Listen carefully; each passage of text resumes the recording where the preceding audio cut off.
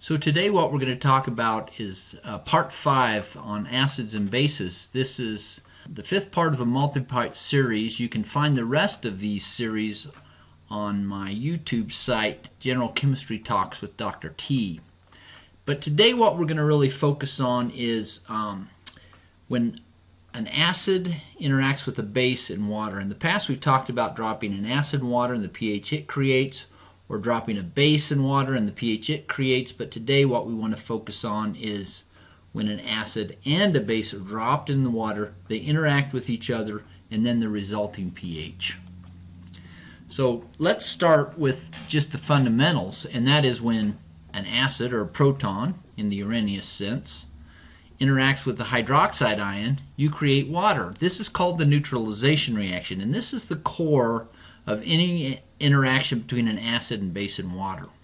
The proton ions that remain, the hydroxide ions that remain, or the dissociated weak acid, or even the weak base that remains after the neutralization reaction is what determines the final pH of the solution, or some combination of all of these.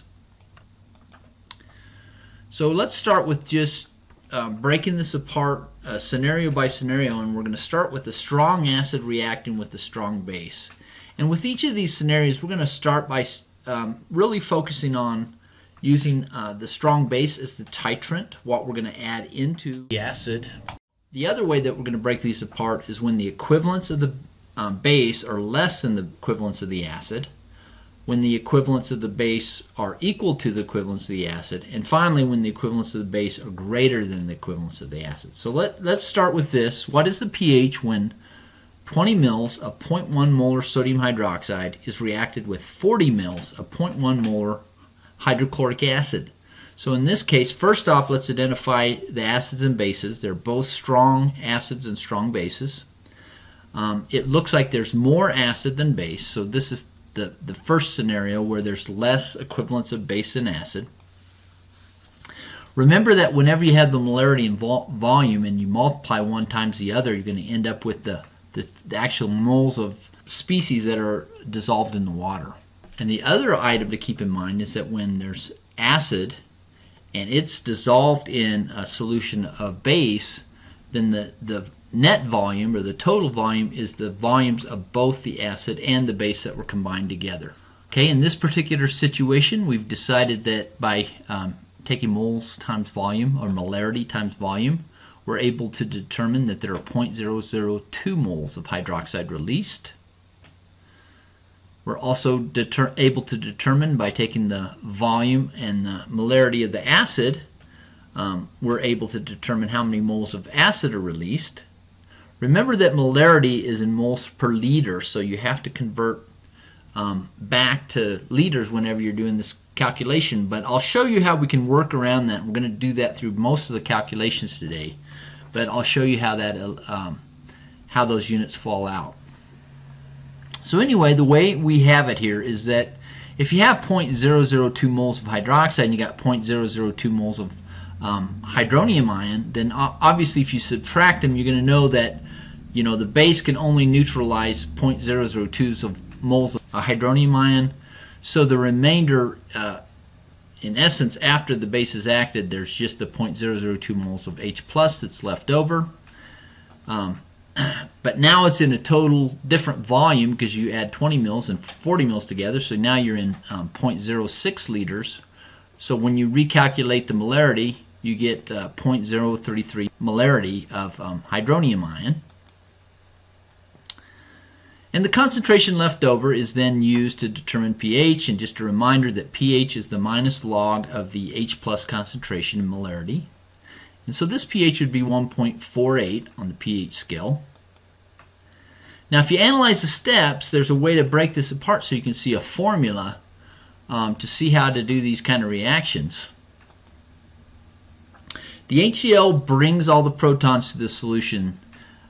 In this case it brings more than the OH does, so the moles of OH will be subtracted from the moles of H plus to find the positive numbers of H plus remaining. The key to this is that they react in a one-to-one stoichiometry. The volume in mils is converted to liters so we can multiply. So if you look at what we've got set up here, here's a kind of a derivative of what we did. And we divided your volume by 1,000 to get it into molarity. The final moles remained is divided by the total volume to solve for the final molarity. So if we just keep working on this derived formula, you can basically say, well, the total mils that we reacted right here, which are also divided by 1,000. So now here's where some shortcuts start to come into play. The 1,000 used to convert milliliters to liters can actually be factored out of the numerator and cancel with the denominator. All right? And you could think about that whether you're converting milliliters to liters or centiliters to liters or kiloliters to liters, whichever you're doing. You could imagine that the conversion factor would always cancel out, provided that the base and the acid are given the same units. So as long as you add everything in milliliters or you do everything in liters, this cancellation is going to work for you. So you simplify this down and you in essence get this formula. Now I've boxed this out in red because this is a formula you're going to learn for working with strong acid and strong base. And the more you do this, the more it's going to start making sense that basically what we're trying to do is figure out the moles by taking molarity times volume. You subtract the moles that are neutralized, and the remainder is what you're left with. Then you divide it back up by the total volume. All right? And that gives you the new concentration. Now there's some keys to this equation. One of it is you need to be cognitive of this is not just a plug and chug equation. You can't just always drop into this. You need to understand the context. And the context that this is appropriate for is when the moles of acid are greater than the moles of base. Okay, so now what is the result? What is the resulting pH? So now we're going to use this. When 5 milliliters of 0.2 molar HBr is combined with 0.010 liters of 0.35 molar KOH. So let's kind of go through the steps and break this apart. First off, identify what kind of acid and base you're dealing with. In this case, it is a strong acid and strong base, so that's a good step. In this case, the base is the dominant species. So the equation we used earlier isn't going to be exactly right because basically that was set up for when the acid was the predominant species. But it doesn't take much for you to figure, oh, we can make a slight change to this and use it. Okay, so make sure you use the appropriate formula.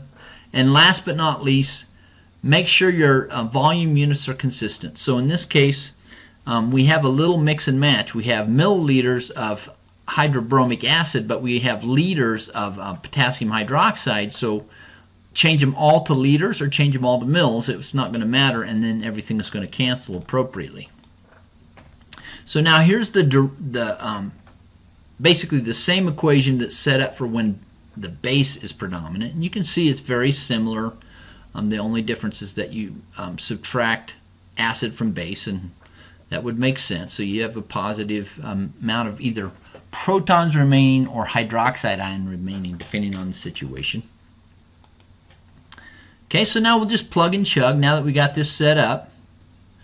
Notice that the way we did this with the potassium hydroxide, it looks like we turned it into milliliters. We had 0.01 liters. We turned it into milliliters. The hydrobromic acid was already in milliliters, so we didn't change it at all. This is pretty straightforward. Plug and chug. And you end up with your hydroxide concentration of 0.17 molar. Remember, this is molarity is what we've solved for. You're asking for pH, so if you look back on past videos, we've talked about if you know the hydroxide concentration in water, you can turn it to pH.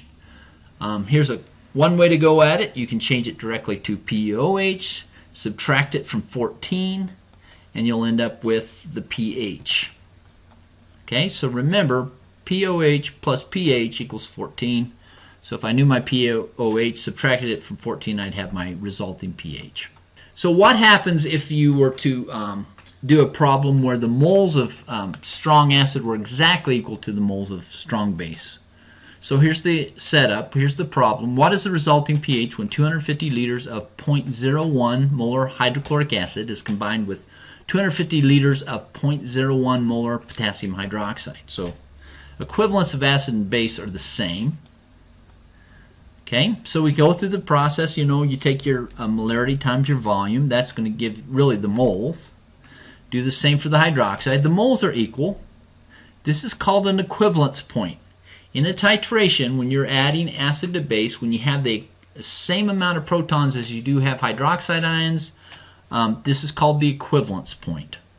If you were to break it apart and look at the overall molecular equation, you would see that when this occurs, you're going to basically form water, and you're also going to form a neutral salt. So in terms of pH, there should be pH 7, right? Because there is no species in excess, and that is what neutralization is about. So now let's look over the scenario. Here's kind of 3 things we actually looked at. One is if the moles of acid are greater than the moles of base. Before equivalence, you can set up the equation this way and you'll be solving for the hydronium ion concentration. Okay, second scenario, if the moles of hydronium ion are exactly equal to the moles of hydroxide ion, this is at equivalence, then this is a scenario where pH equals 7. And last but not least, if the moles of base are greater than the moles of acid, then you basically rearrange this equation slightly and you'll be solving for the hydroxide ion molarity concentration. You've kind of got 3 situations, and I think the equivalent one is simple enough. If the moles are equivalent, the pH is 7, so that's pretty straightforward. But here's a chance to practice on 2 scenarios where in scenario 1, if you'll look at this, it looks like it's going to have a higher acid concentration than base. And then in scenario 2, it looks like it's going to have a higher base concentration than acid. So let's see if you can apply the appropriate formula and solve this. So this is a good chance to stop your video, work out your solutions to these problems on your own paper. When you're done, you can restart your video and check your work. Okay, so let's see how you did. Question 1. You can basically look and see that the acid is in excess. So the formula is basically correct as we've written it here. Okay. So when you plug and chug, you end up solving for an H plus concentration of 0.2 molar. That can directly be turned to pH by taking the negative log of the H plus concentration. And it ends up being a pH of 0.7. It's fairly acidic. So here's the problem 2. In this case, the base is in excess. So now when you set it up, you don't actually use this form as it's written. You flip the moles of base times the volume of base, and you subtract the moles of acid and volume of acid from that. And when you set this up, plug and chug and solve. Make sure your volumes are consistent, which they are. When you're done, you solve for the hydroxide ion concentration at 0.05 molar. Go ahead and turn that into POH minus log of OH concentration. Subtract it from 14 and you get a pH of 12.7, which makes sense if you have an excess of hydroxide ion. Okay, so now let's work on not strong acids and strong bases, but let's talk about when you titrate or use sodium hydroxide as a titrant and add it to a weak acid. And so we're going to try and break it down the same way. Let's work out a scenario where there's more base than acid, work out a scenario where the base and acid are equivalent, and work out a scenario where the base is concentration or the equivalence of the base are greater than the equivalence of the acid. So here's scenario 1. What is the pH when 20 mils of 0.1 molar sodium hydroxide is reacted with 40 mils of 0.1 molar propanoic acid? And I would remind you again, if you look at this and you're not immediately aware that this particular material and this formula is a weak acid, you should review back to a past video where I show you how to identify weak acids in solution. So in order to do this problem, you need to know the Ka of the acid, and that is given to you here. This tells you to what extent this will dissociate in water. So now when you think about this scenario, that sodium hydroxide reacts with a weak acid. So what's going to happen is that for every equivalent of strong base, it will neutralize one equivalent of acid. even though this is a weak acid. Sometimes you kind of get confused about that and think, well, since the weak acid doesn't dissociate as easy, it won't react. But if you look at Le Chatelier's principle, what it does is it drives the weak acid to full dissociation, because as every proton is created, it's consumed by the base. When you get to your products, you don't have neutral salt as you had in the case of the strong acid, strong base. You actually have a neutral cation, but you have an anion that is the conjugate acid of a weak base, so therefore it's slightly basic. So we have a little bit of a scenario, and that is that not only do we have a basic and acidic species that we're adding, but one of the products we're creating is actually slightly basic. So we're going to have to figure that into some of our calculations, and we'll just see how that applies. So the weak base is called the propanoate ion. All right, so just for example, if you're trying to figure out how much of the propanoate ion would be formed, or how much of the weak base would be formed, you could think of it this way. For every mole of base that was added, that created an equivalent of this weak base. All right, so if you look back at our formula, we know if we take the molarity times the volume, that's going to give the moles of base. So the amount of base added is 1-to-1 with the amount of conjugate base formed, and that's the key here. So that's why we're looking at the molarity of the base and the volume of the base.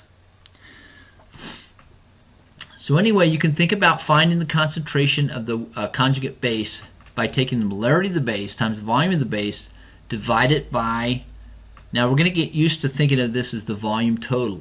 We don't always have to see it broken apart this way, but just to get started, it's the volume of the acid that was contributed or there presently, and then the volume of the base that was titrated in. That gives me the total volume that this is now diluted to. And this really is kind of the key to finding out how much conjugate acid you have present. It's a good formula to know.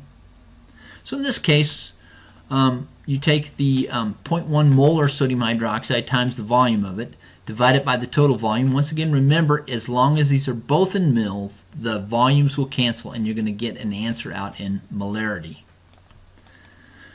The unneutralized HA, though, we have less base than we have weak acid. For every equivalent of base, we're going to neutralize an equivalent of the weak acid. But because there's so much more weak acid, what we haven't neutralized is still there in solution, so that also contributes to the pH. Okay? And we need to know how to find it, the amount of that present, so we can use it to determine the amount of H plus it creates. So if you were to break this apart, you would say the weak acid I had and the volume I had beforehand, that's the equivalence of acid I had before anything was added to it, minus the amount that got neutralized, which can be determined by the amount of base or equivalents of base that were added. That's going to give me the resulting HA that's left over. Do this volume calculation quickly, and you'll see that your volumes cancel again, which is really nice. Okay? And you end up with, in this case, 0.033 molar. So now what is the pH when you got 20 mils of this reacts with that, and basically what you've done is what you just figured out. Let's go go back there.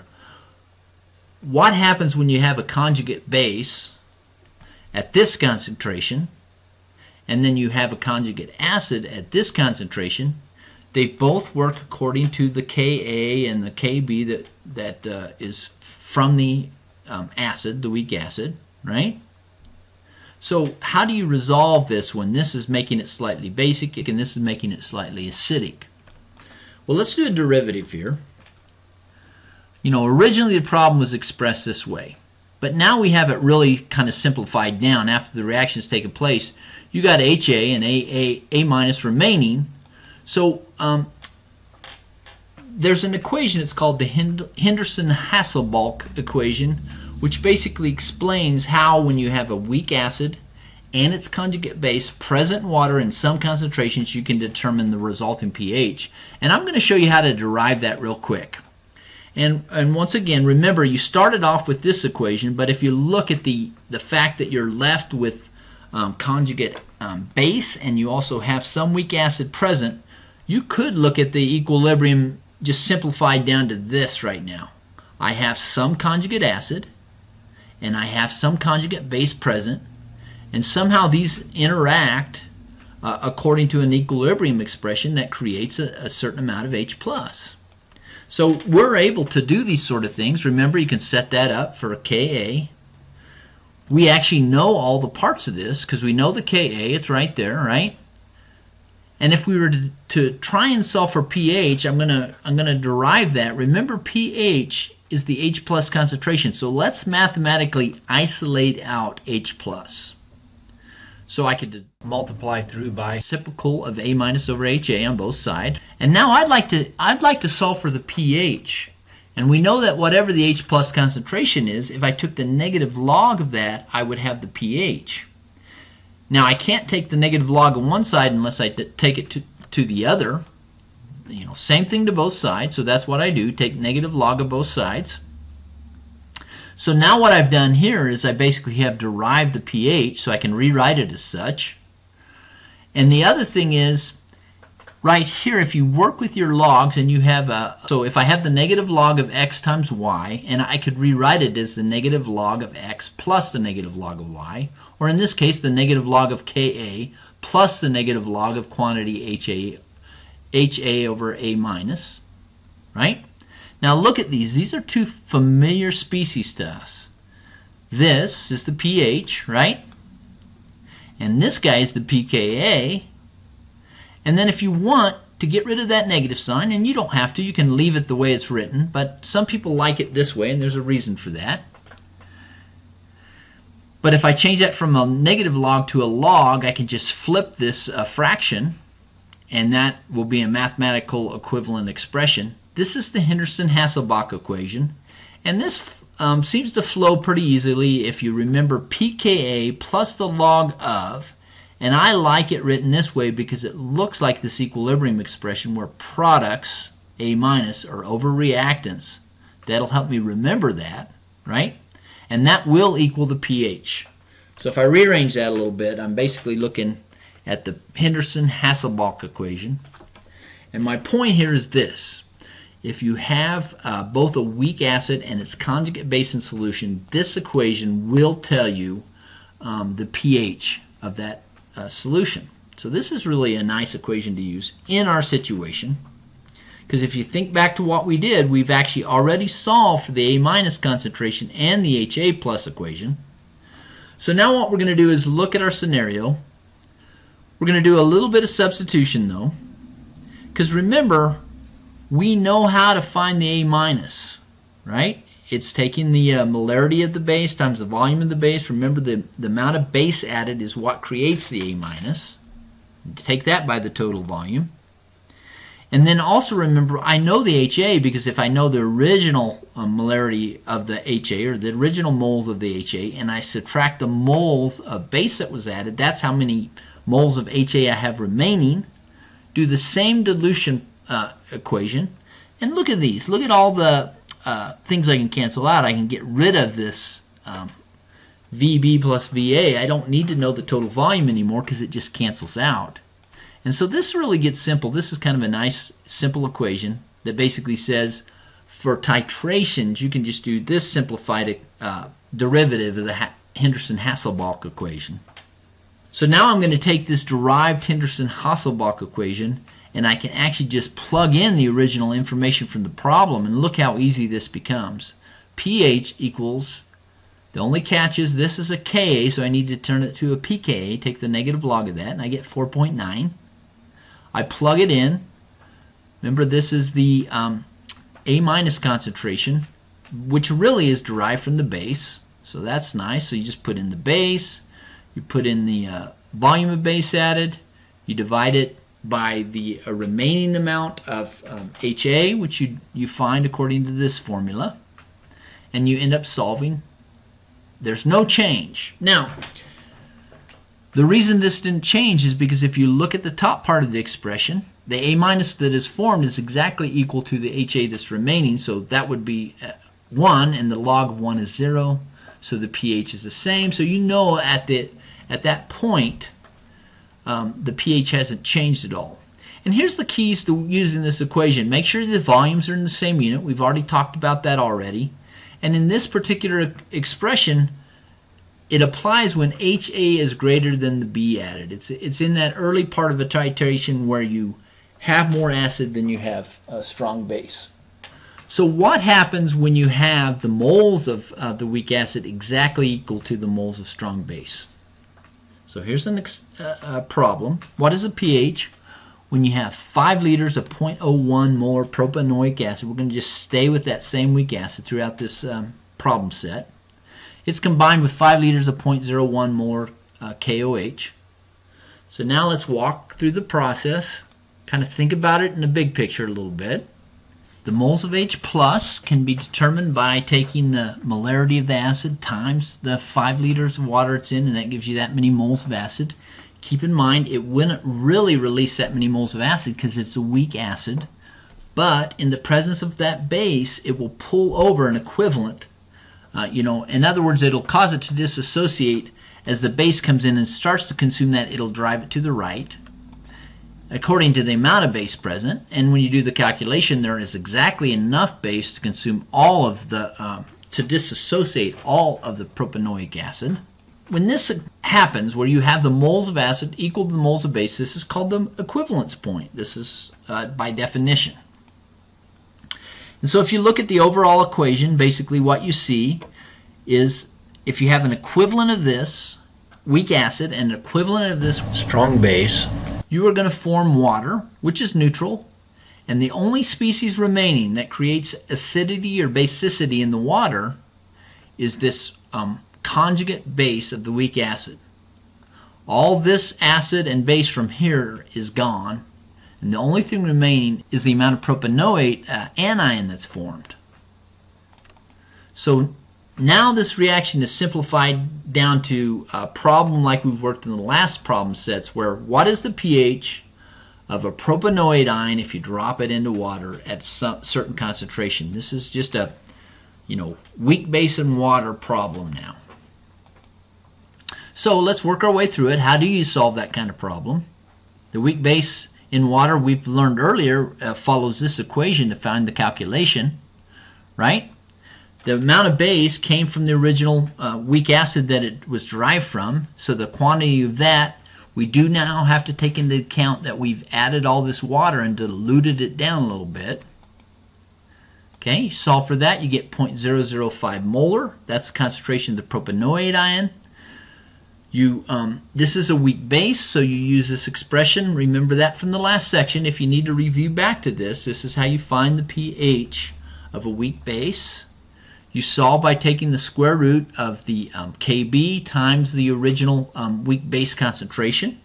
The Kb can be derived from the Ka. Reminder, if you take the Kw of water divided by the Ka, you're going to get the Kb. So that's where this number came from. You plug and chug. Here's the quantity of a propanoate ion that's present. Solve, you're going to end up with the concentration of hydroxide ion. If you take the pOH of that hydroxide ion minus log of the OH minus, you get 5.7. Subtract that from 14, and you'll get the pH, and there's your final answer. Okay, so it's basic, slightly basic, as we would assume. So instead of having an equivalence point that's actually equal to 7, has an equivalence point that's actually slightly basic because of the presence of the conjugate base formed in the products. Okay, so now what happens when the weak acid is actually less than the strong base? In other words, we've gone to equivalence point, then we titrate a little more, we add a little more sodium hydroxide.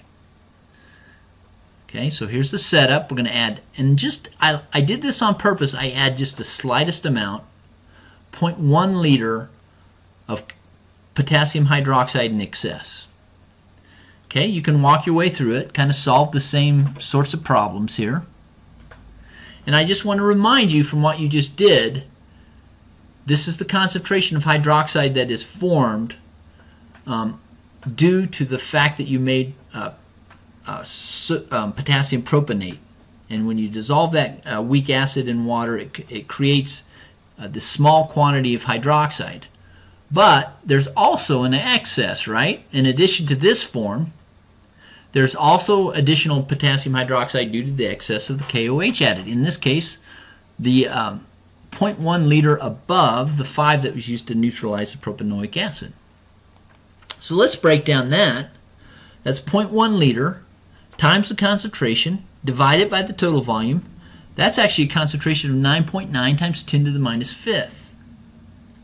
Now here's an important point to make. Okay? The hydroxide from the propanate right here is only 2% of the contribution from the KOH added in excess. In other words, if I divide this by this, it's only 2% of that. So really that's almost insignificant.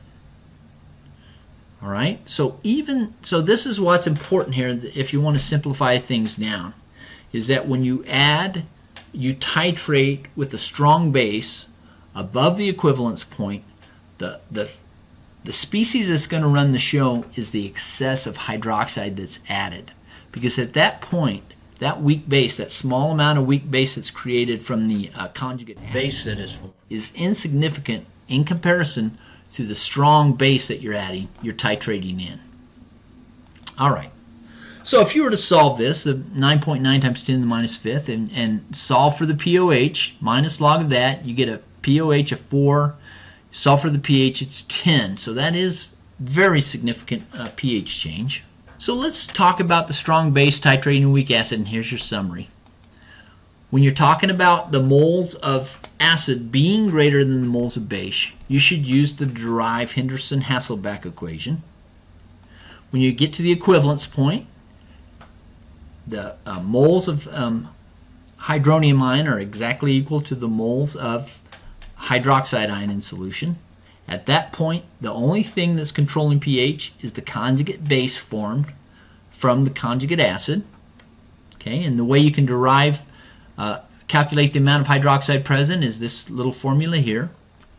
And then finally, as you move on and you add excess base, you have more base than you have acid, then basically that's what's going to drive the show, is the hydroxide added. You no longer have to consider the weak contribution made by the conjugate base. So here's a chance for you to practice this. I've got 3 scenarios. Why don't you stop your computer, see if you can solve these 3 problems. Pay attention to the scenario. Yes, these are homework problems, so they're set up this way, but you need to make sure and identify immediately, are you talking strong acid, strong base, or a strong base with a weak acid? Then you need to use different formulas to solve that problem. So now if you look at these are all weak acids with strong base. So we're over that hurdle. So you know which species is more predominant. That will guide you with your formula. So anyway, shut your video off and give this a try. Let's see how you did. First problem. In this case, when you have more acid than base, you use your derived Henderson-Hasselbalch equation. Once again, you just plug and chug there. Just a reminder though, if you know the Ka, you got to turn it to a pKa, which is the minus log of the Ka. So in this case, it's 4.9. Now you plug and chug. When you get done, you get a pH of 4.7. All right? And that makes sense that basically we have excess HA, that's what's present there, so it leaves it slightly acidic. All right? Now we have the second scenario where we actually have equivalent amounts of acid and base. So remember that what's going to run the show is the amount of conjugate acid present, and that can be solved by using this equation. Same sort of thing, you just plug and chug. We have a little catch again though. We need the Kb in here, and we're given the Ka. You look back on past videos, it'll remind you that if it's, as long as it's a conjugate acid base pair, you can divide the conjugate acid Ka into water, and you'll end up with the constant for Kb. So that is that calculation right there, and it ends up 7.7 times 10 to the minus 10. Now we're left with just plug and chug. You'll notice I've reduced this down to you don't have to see that you're adding the total acid and the total base. You need to know the volume total. That's what goes in there. Plug and chug, you end up with a hydroxide ion of 2 times 10 to the minus 6 molar. That can be turned into pH by going through the steps of finding the pOH minus log of this hydroxide ion concentration. Subtract that from 14 and you'll get the pH of 8.3. And this makes sense. At equivalence, it should be slightly basic because the only species there is the conjugate base of the weak acid, so it should be slightly basic. So now what happens when you run on to the third scenario? Now we have excess hydroxide, potassium hydroxide. Reminding you once again, the thing that's going to run the show is the amount of hydroxide added. You can do that calculation, and this will solve for the amount of hydroxide that's present in excess. Remember, there's also conjugate base present, but that's insignificant. Do the calculation, you get the hydroxide concentration at 0.025 molar. Go through the steps, turn it to pOH, subtract from 14, you get a pH of 12.4.